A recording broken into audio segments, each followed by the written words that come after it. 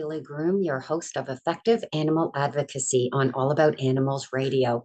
Today, my guest is Mary Schwager, also known as Watchdog Mary. Mary has been involved in journalism, investigative journalism, and reporting for decades, and she has turned her focus over to animal welfare, which we're very happy about. She has been featured in Huffington Post and many other publications as well as on shows. She's quite renowned. So we're happy that she is bringing her skills over to animal welfare. She currently writes for Dogster Magazine, Catster Magazine.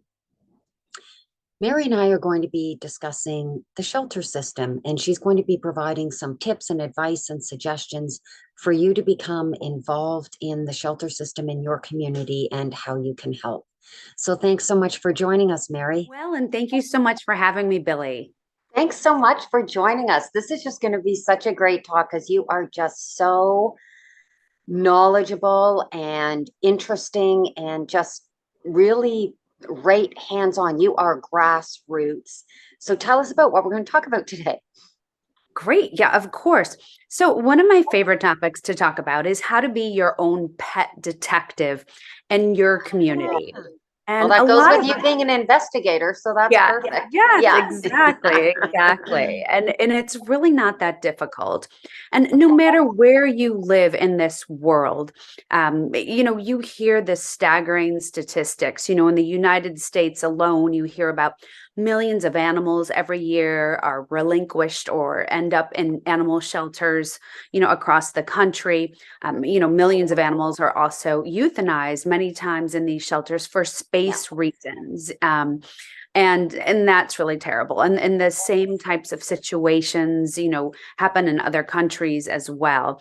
And so you hear these staggering statistics, and sometimes you hear the sad stories or these overwhelming numbers, or, the sad kinds of Sarah McLachlan song playing in the background commercials. And, you can donate $5 a month. And of course, animal rescues and nonprofits always need people's donations. But if you want to help, put a dent in those staggering numbers that you hear of animals who end up in shelters, the best thing you can do is go hyper local and find out what is going on in your community. Because most likely, depending on where you live, your city or town, your county, your municipality, your parish, or whatever your local government is, has some sort of animal sheltering system. And a lot of times, there's private, nonprofit rescues and shelters. And then there's the municipal shelters, like AKA the pound, the animal control facilities where they pick up strays, or sometimes owners relinquish or surrender their animals. And what you need to do, if you kind of want to make a dent in figuring out how you can help in this massive problem, is you need to find out what goes on in your community shelter. So, and that's easy. If it's a public shelter, they should tell you, if you start asking questions like how many dogs and cats, come into this facility each year. And then you need to know the numbers of animals going in and the numbers of animals going out and how they go out. You need to ask them, of the dogs and cats that come into your shelter, how many are adopted? How many are returned to their owners if they're picked up as a stray? And how many are, go to rescue groups, might go to other rescue partners, or might go to fosters, and how many are euthanized? And of the ones that are euthanized, why? Were they incredibly sick? Did the shelter, deem them terribly aggressive? And that's a whole nother topic about shelter evaluations and scared animals. Or was it for space reasons? Where the reason the animals were euthanized is because they didn't have enough kennels or they didn't have enough crates. And so those types of things are what it's vital for you to find out. And if it's a municipally run or a county or a government run facility, and most countries, and this is applicable in the US, there are public records laws, and that gives you the right to go in and to ask these questions. You can send in an email as a public records request and, simply request this. You don't need to be a lawyer. You don't need to know how to, the ins and outs of government to do this, but a simple email request should suffice.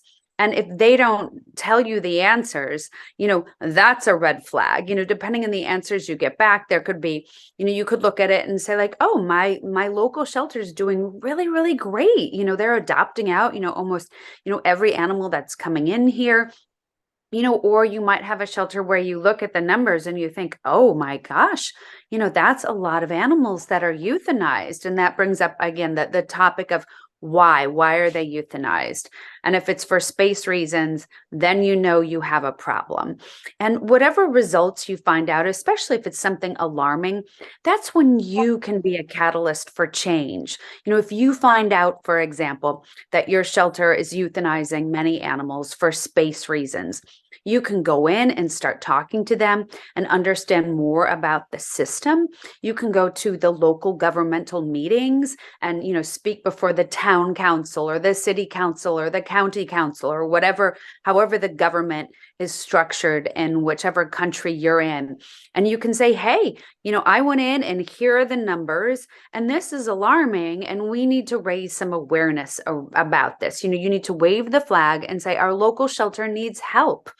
And that's the first steps, is trying to figure out if there is an issue. And then the second step is revealing it. Right. Okay. So there's a few things going through my head right now. That was really good information. It was certainly motivating and inspirational. How realistic it is. I think there's some flags going up on that. But the one thing that really stood out in my mind that I want to talk about is that term space. Space. I did an article on this actually. Okay. When they say it's like when somebody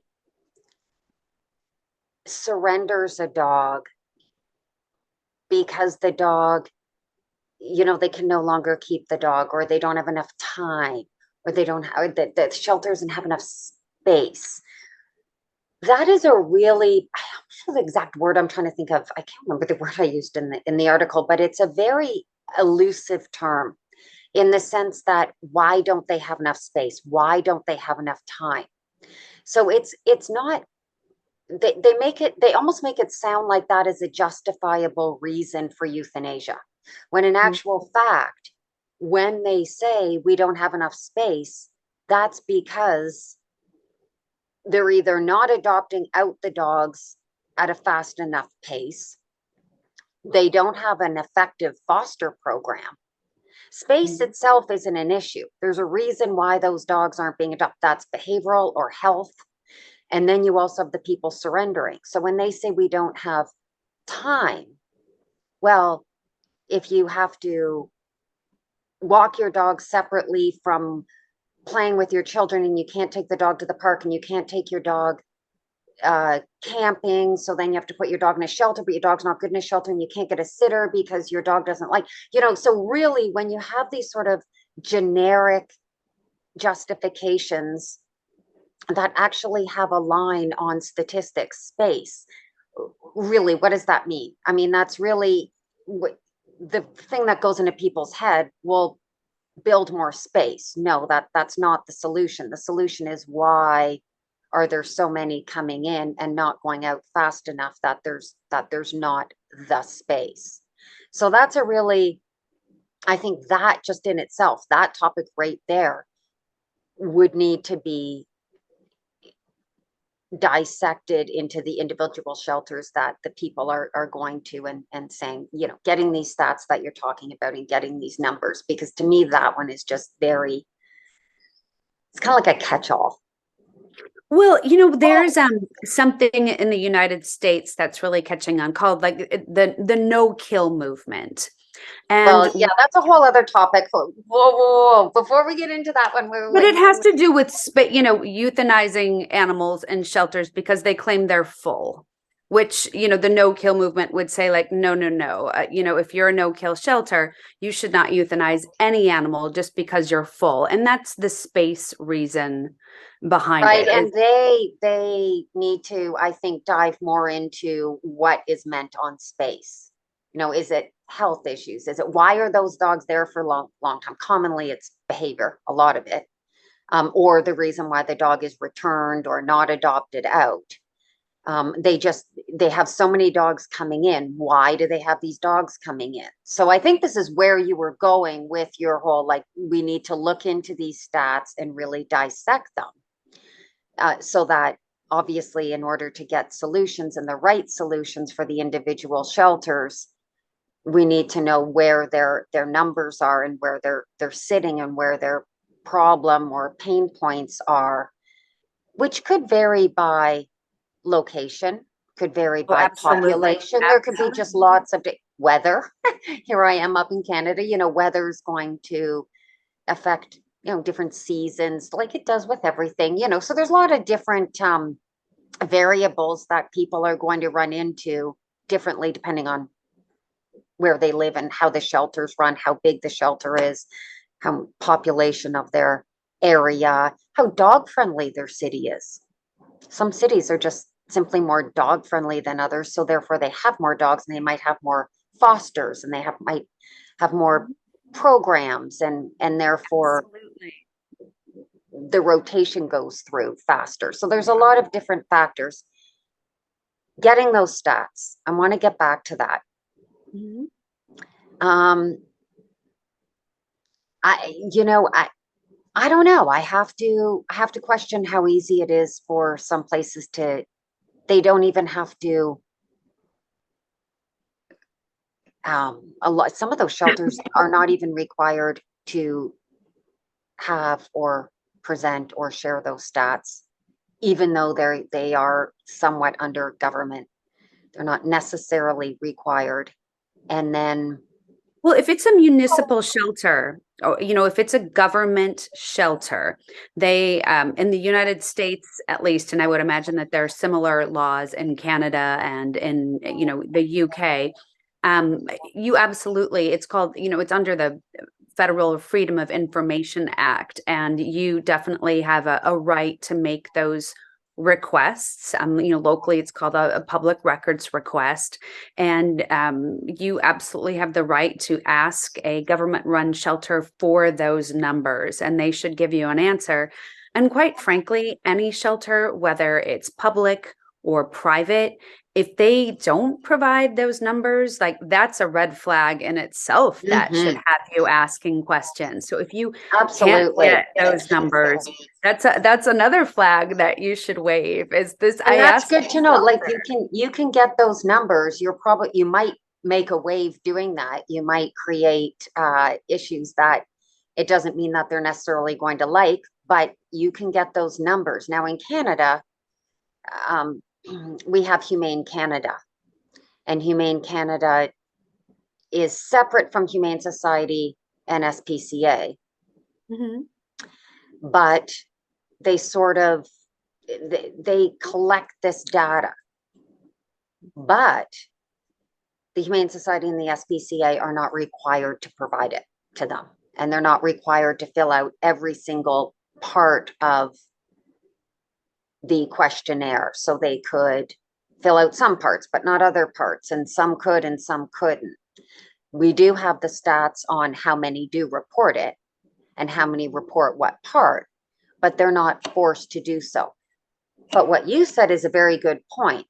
You do have the right to get those. They're not obligated to report it on Humane Canada's stats, but you're right. We do have the right to go in, and that's a really important point. Yes, no, no, is Humane Canada, tell me a bit about what that is. I'm sorry, I'm not familiar with it. Is that a shelter or an No, organization? it's an organization. It's an Okay. organization that It's trying it's to funny make a because how they difference. portray themselves is a little bit. Well, I don't want to get into it too much because it's Yeah, only yeah. in I just Canada, and wasn't sure if that was a we government have agency or not. it Yeah. is, and it's sort of, it doesn't oversee SPCA and Humane Society, but it incorporates the two of them and incorporates both of them and creates programs and it works hand in hand with them and also addresses our animal welfare issues. Got it. Well, I mean, Yeah. whatever shelter, that you have a question about, or the shelter in your community, you should absolutely ask, go, send an email and ask, go down there and talk to them. I mean, it doesn't take long to, send an email to someone, asking those kinds of questions, the total number of, animals in, the number of animals out, and just basically it's the number of animals in and the dispositions of them, and the numbers.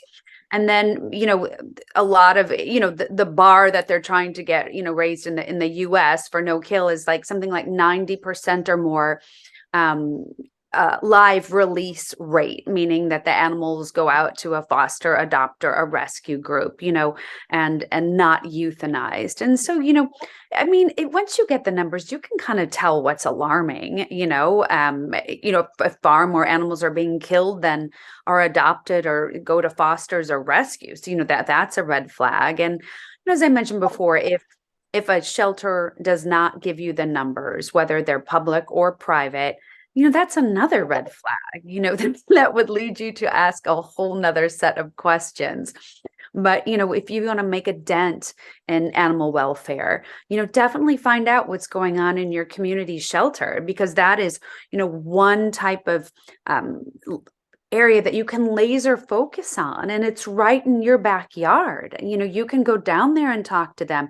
If you find out there is an issue, you can offer to volunteer. Do they need people and volunteers to take pictures of the animals, to write up cute bios and post them on social media or websites? There might be a dozen ways that you can get involved, get your neighbors to get involved, just spread the word, because I mean, so many animals are saved because people post their bios on social media, or say red flag, this dog has until 5 o'clock today in this shelter.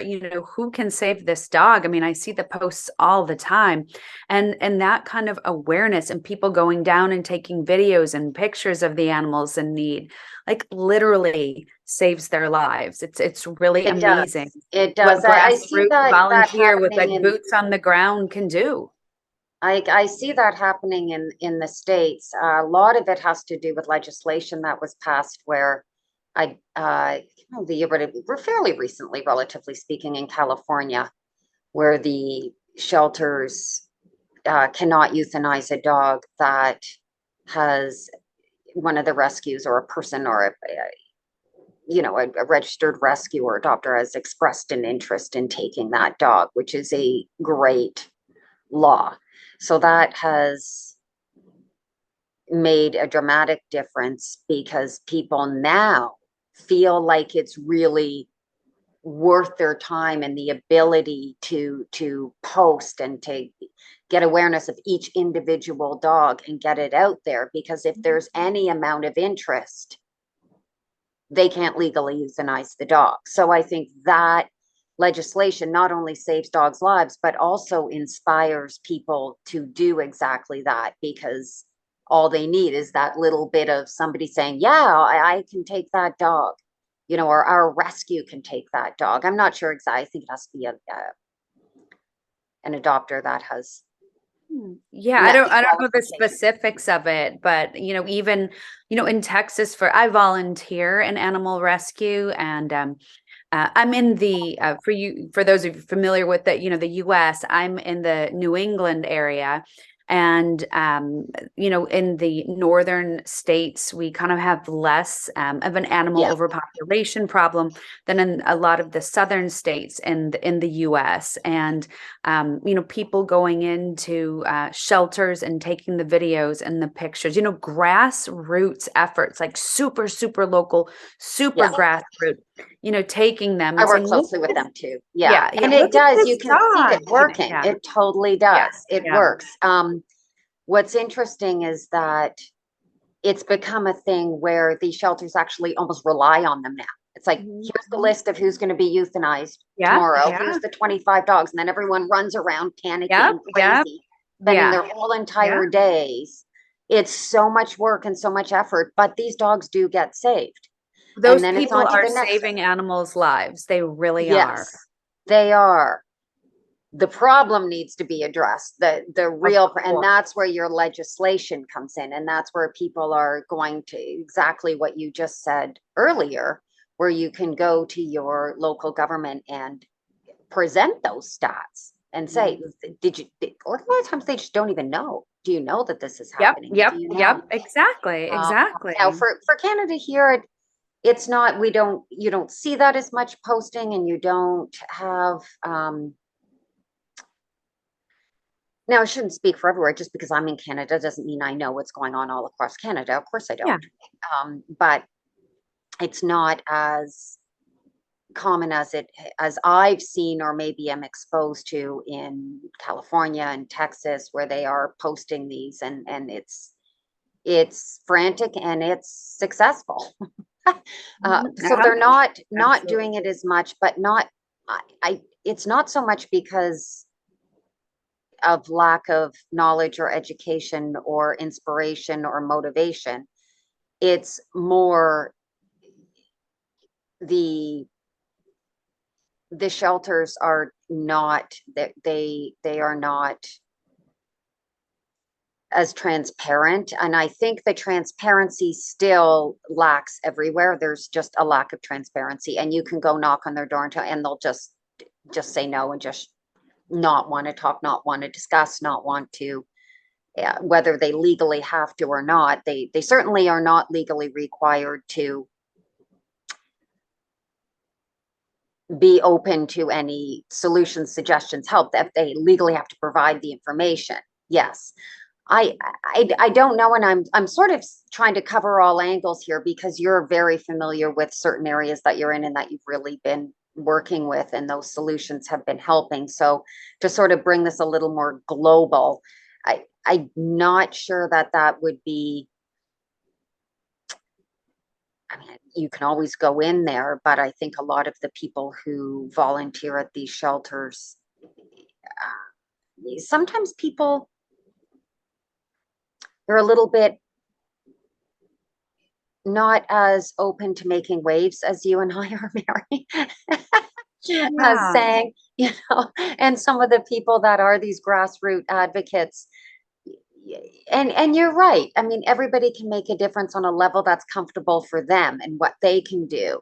And so if they volunteered there and asked if they could post these dogs that are going to be euthanized, or post these dogs that have even been in the shelter for a long time.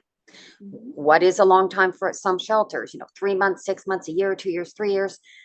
Can we post these dogs? Ask them. Ask them. Say, can we? A lot of times they will say no. We don't want different people posting different dogs. We only want it on ours, and that way we know what's being said about the dog, and you can share our posts, but you can't create your own posts. Mhm. Something like that might come up. So there's a lot of, there can be a lot of barriers, but there can be a lot of ways of working around those as well, by making those connections. Yeah, and going back to what you said is if if somebody decides to go try to find out the numbers or find out the conditions or what's going on in their local shelters, and they find something they think is a red flag, but let's say that they don't want to be the one that makes a stink about it, or they don't want to be the one that goes before the local, town, city, county, municipal council that says, hey, I want to speak. And because most places that we're talking about are democracies, and they have the government forums where the residents can speak and address them. You know what, if you find out the numbers and they're alarming, but you don't want to be the squeaky wheel, find somebody who will be, or take the numbers to a journalist in your town, even at the local paper or the local TV station, and just say, hey, have talk, email one of the editors of the local paper, or the television station or the radio, and say, hey, I looked into this and I found out X, Y, and Z. It's kind of concerning. Like, I'd be happy to share my findings with you if you'd be interested in pursuing a story. Talk to a journalist.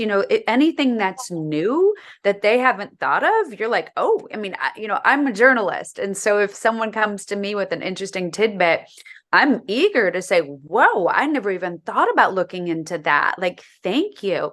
And let them go do the story. Or find somebody, maybe your neighbor has a lot of gumption, maybe, she likes being involved. Maybe your next door neighbor is like a town council member, or on the city council, bring it to them. Find somebody who is, outgoing and wants to do this, and provide them with the with the information. Make a social media post even, I requested these numbers, take a picture of it.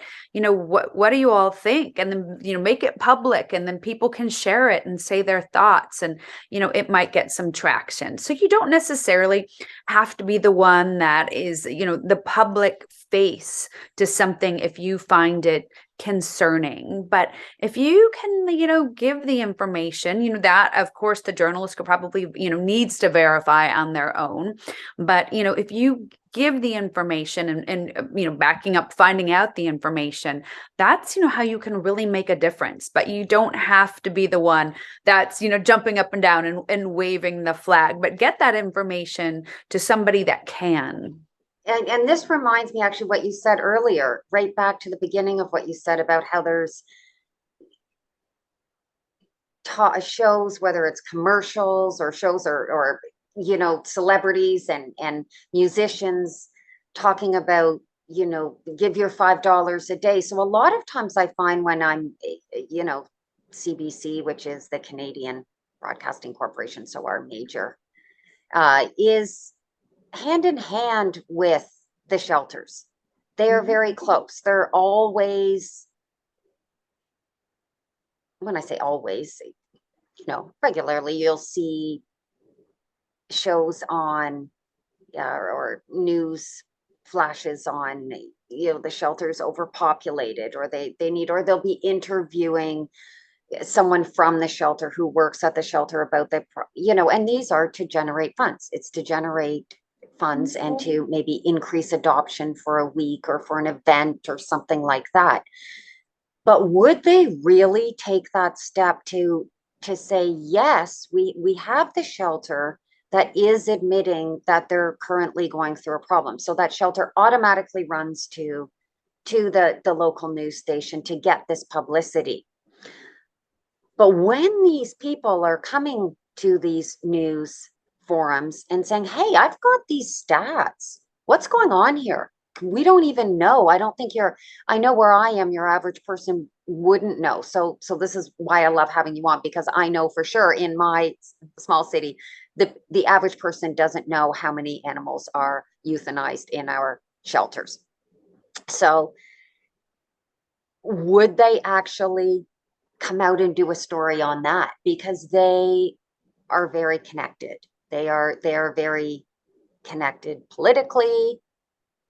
Absolutely. I mean, I think they would. I've worked at TV stations across the country, and just because you've done stories with an organization doesn't mean that as a journalist you're objective. And so, even if you've done stories, with an organization, no matter what it is, if you find out numbers that are concerning, you would go to them and say, what's going on here? Are these numbers correct? And if they say, what, oh my goodness, it is, and we actually need help, then, that's a great story. So, absolutely. I think, most journalists, and a lot of news outlets would do that, so I don't think the relationship of the adopt the shelters and clear the shelters, and, we're going to feature a shelter dog on our newscast, or, the pet of the week. I don't think that would ever exclude,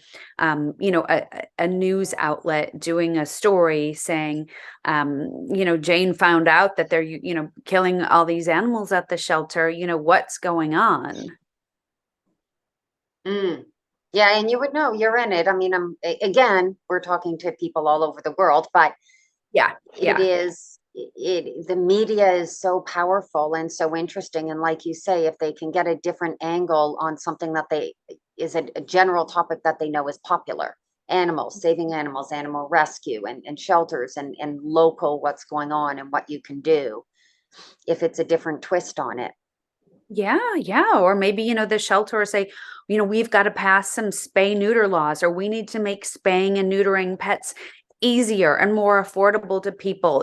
Here's what our problem is. And that can be a different road. How can you stop the animals from having to go into the shelters, unwanted litters and that kind of thing. There's a lot of really interesting tidbits that you can find out from a shelter. If you do find out that they have some concerning numbers, maybe they need the volunteers, maybe they do need the extra space and they need a new wing built, or but it's when you raise the question and ask about it. They call them like sunshine laws for a reason, the public records laws.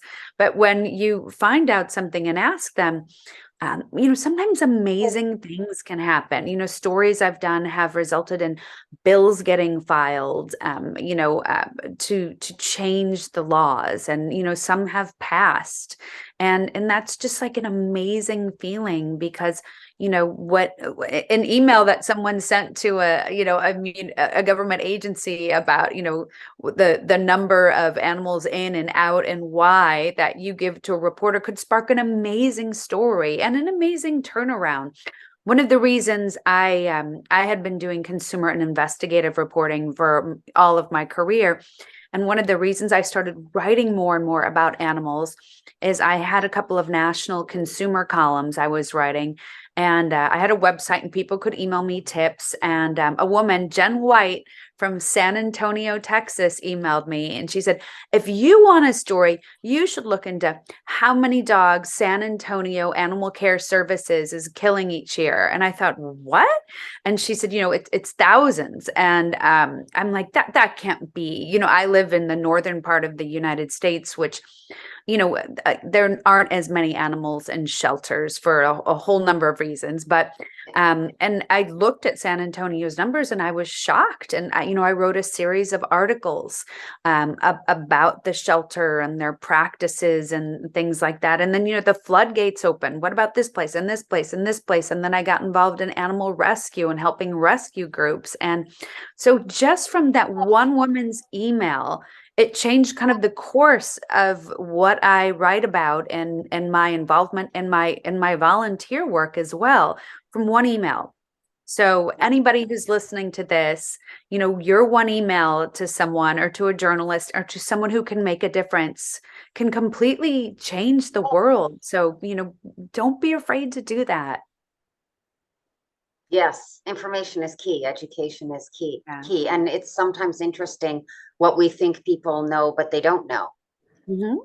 Exactly, because you never looked. And that's why it's so important to find out what goes on in your community. Mm. Hmm. Yeah, and it's interesting relationships. You brought this up, or you touched on this, the relationships between the rescue organizations and the shelters as well. And sometimes, they need to keep those positive relationships, because in a lot of places, the shelters will support the rescue organizations by providing them with a lot of food and other resources, that type of thing.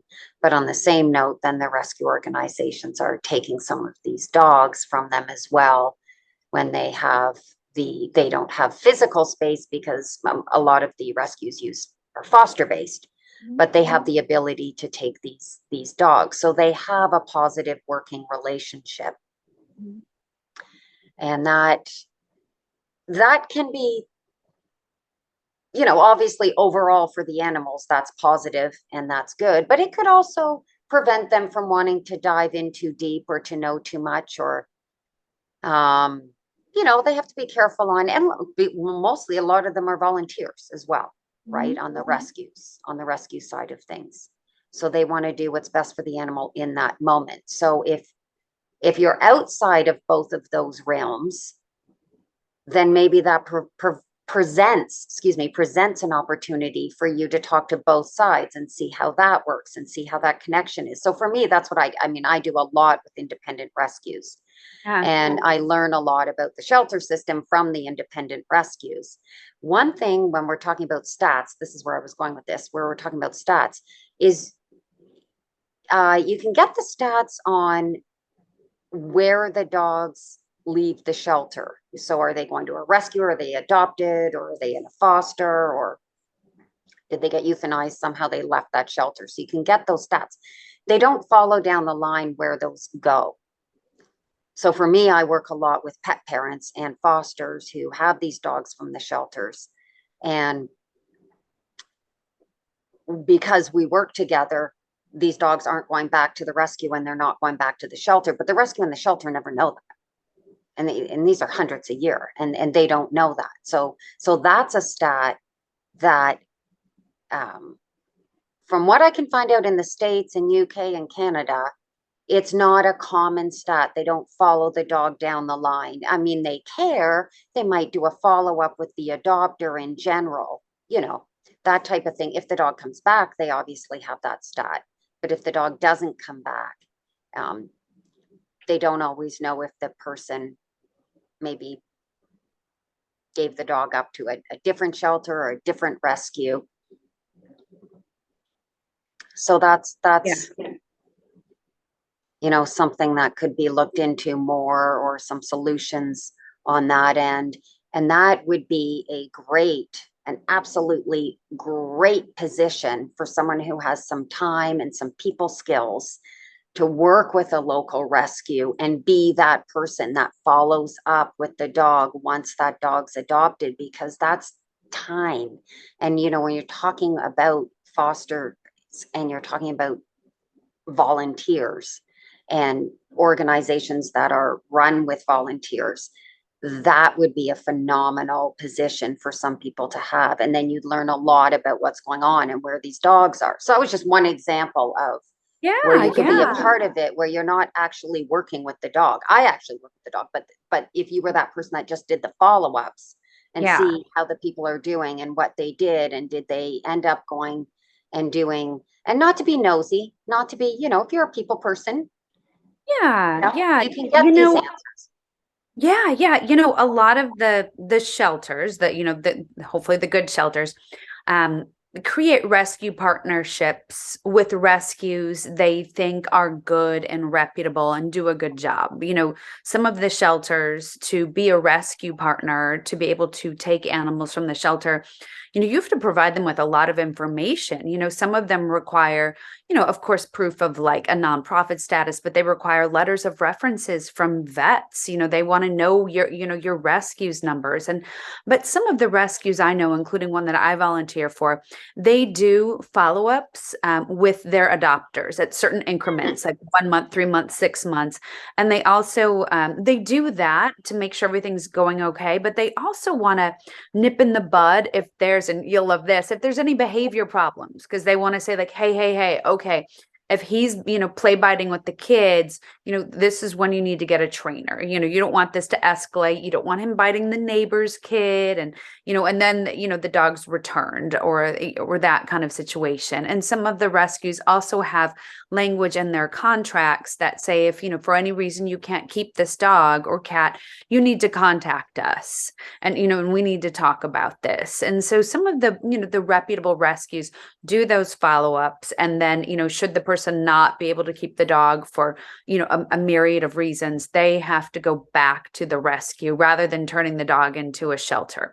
Now does every single adopter do that? There's been cases where, the dogs have turned up in shelters, but if they're microchipped, the shelter usually, reads their chip and sees the rescue's a backup contact and contacts the rescue and says, hey, one of your dogs just turned up here. And then the rescue has a heart attack and scrambles to find out, what happened. Yeah, So, they're not always there to take that dog. That's a bit of yeah. Sorry to interrupt there, but it's hard for the independent rescues to say, if you have to call us if you're going to give up the dog, because often they don't have anywhere for that dog to go. You know, Yeah, they yeah, prefer to have a solution. They prefer to say, hey, what is going on? What's the issue? yeah. Why are you having to give? And that gets back to Yes, space or yes, time, yes, you know, exactly. which Would really training technically, help, or yeah, let's help you exactly. with the, yeah, or it can be everything from someone got a divorce and they have to move to Exactly. Yeah. behavior or medical conditions, and a lot of them will offer to, help before they take the dog back. They might say like, "Would do you want the dog still? Do you love them? Let's look at solutions." And sometimes people just, you know don't know the solution, and they Yeah. reach their wits end and they think that's it, I don't have any other choice. But the group sometimes talk to them and said, you do have some choices, and let us help you with that, if they Yeah. know it's a loving, caring person. Yeah. And that's exactly, I think, where we're starting to get to with this, because even the shelters, with just being so overloaded and the rescues being so overloaded, they're starting to say, we need to talk to these people a little bit more and find out, instead of just taking the dog and then blaming them or saying they're terrible or they didn't have patience or they didn't have this. Maybe they do care. Maybe they would prefer. Maybe they have tried. We don't know. Yeah. And so again, we're getting back to those stats there, which are, I have all my stats from my clients and what they've tried and what advice they were given, and level 1 to 10, what wits end they're at, Yeah. and and it's amazing how much people actually do try. They do try to find solutions. And does your local shelter provide those? If people call and say, I need to give up my dog, do they just say, okay, fine, bring it in, we'll euthanize it? Which is, they usually say it, or are they the kind of shelter that says, why, and have you tried this? And so that's another thing to maybe find out about your shelter, and see if they'd be willing and open to providing solutions. Yes. Yeah, absolutely. Yeah, absolutely. And like you said, it has a lot to do with geography sometimes. And Hmm. what does your community offer, and what will they do, and what programs do they have? And that's another way you can go too, is if you find your community, if a free bet dog training, or low cost spay and neuter, or that's something else you can kind of try to get the ball rolling in your community, if you think that there's an issue, or animal friendly housing, that kind of thing. Yeah, You can animal create a friendly push housing, for. that's a big topic right there, Yeah, isn't it? yeah. Oh, yeah. Wow. Yeah. Yes. Yeah, and that goes back to legislation. A lot of it, well, you having to deal with. Yeah, and that's a big issue, but it's such an important one. Yeah, And then definitely. when we, dealing, you and I, or I'm more north than you are, but if you're dealing with people that are homeless, it's the idea of living on the street in the winter with your pet is not.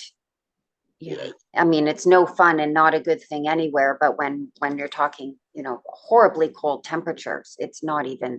realistic.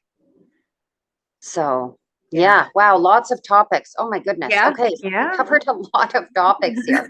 Thank you so much. I feel like we just need to have you back to sort of even cut those topics down and then cut them down. But I'm, Oh, I know there's so many issues, and I mean, what's really amazing is there's so many people that care. There yeah, really there really are. care, and that's always what for every sad, horrible case, when I do my volunteer work and rescue, a lot of times a shelter might contact the rescue and say, "Oh my gosh, we had the most horrible case. We had a dog that an owner, the dog, I think, had mange or fleas, and the owner poured some sort of acid or motor oil on the dog to kill the fleas or something like that. The dog had terrible burns." And they said, we can't keep them in our county shelter. We're not staffed, we don't have vet care, this dog needs emergency help. And I think we put out the plea for like a foster and help. And so for that one horrible person that did this, we had 50 people offering to foster or donate or help. And so it really always impresses me so much how many people are willing to help, especially in a terrible situation. It kind of It restores is. your faith in humanity a little bit. It does. There's a lot of people wanting to help and wanting to be part of the solution, and hence this show, because it provides people with ways that they can do that, that meet their lifestyle and their goals and what they can do, because there's just so many different ways to be part of the solution. Yes. And I do I tend to get into little, this is a big thing for me, because I see the other side. I see the people that are looking for their solutions. They don't want to euthanize. They don't want to surrender. Yeah, I have all my stats. So, a lot of my clients have been told by a professional to surrender or euthanize, and they're just not going to do that.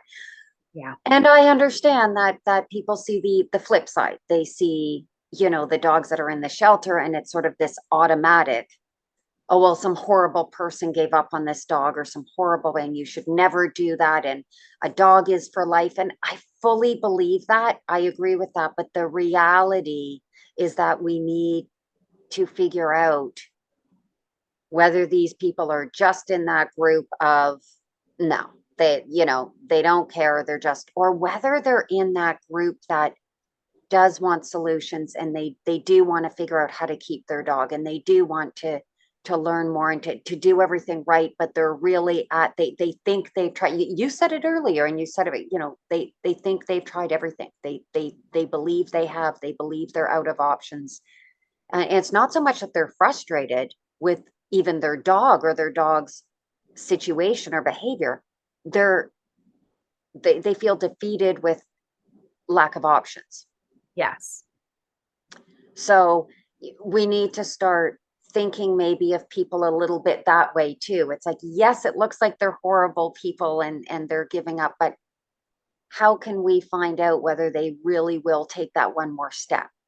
Yeah, yeah, exactly. Maybe they just didn't know there was a viable answer for them and a solution. Yeah, yeah. And if those come from places like the shelter, it would prevent the dog from going in the shelter, or even their veterinarian. People ask their veterinarians all sorts of questions. Oh, absolutely. Yes. Yeah. So Yeah, yeah. And so, if someone is listening to this and they're thinking like, how can I help or what can I do? Of course I would say, find out what's going on in your local community. But also, shelters and rescue groups need all sorts of levels of help. They need people to take pictures, they need people to help write bios, adoption bios for animals. They need people to help post them on adoption sites like Pet Finder and Adopt a Pet, or there's many adoption sites, or the rescue or the shelter social media pages.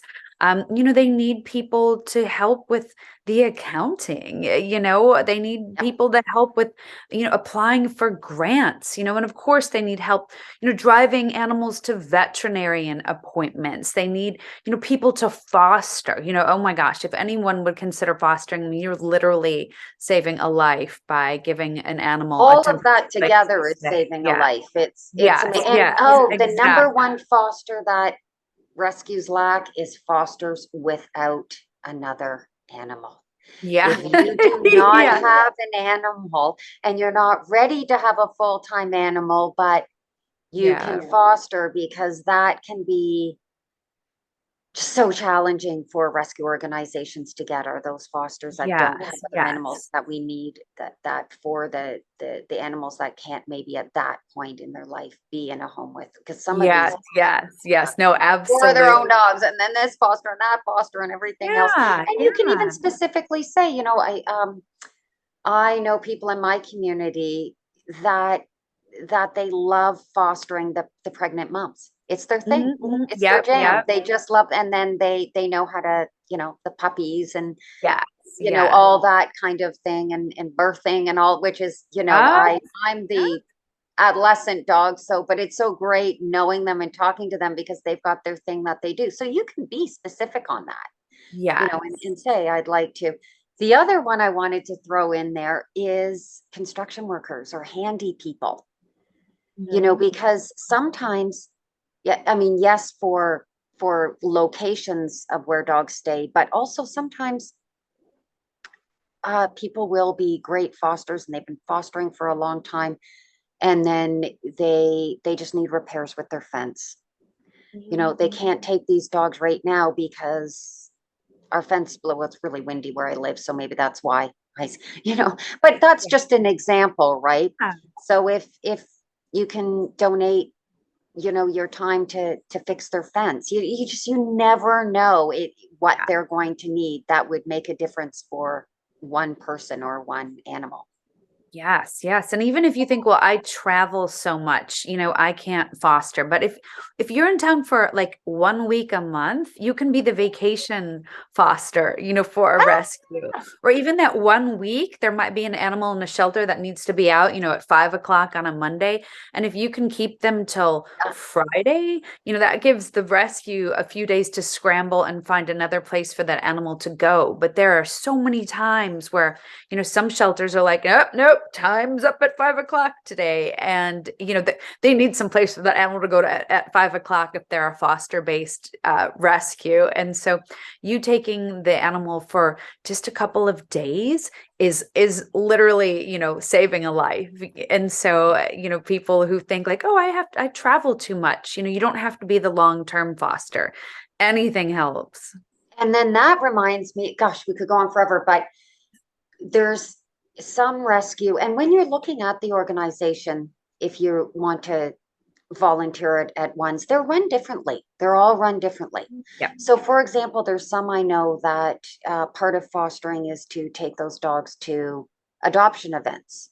Well, some people, those adoption events are commonly on the weekend, and some people, no, my weekends are my busiest. I'm happy to care for the dog and Yeah. still foster, and I might take the dog to my kid's soccer game or whatever I'm doing, but I can't go to an adoption event for 4 hours. Well, you can be the person that picks up Yeah. that dog and goes to Exactly. the adoption event.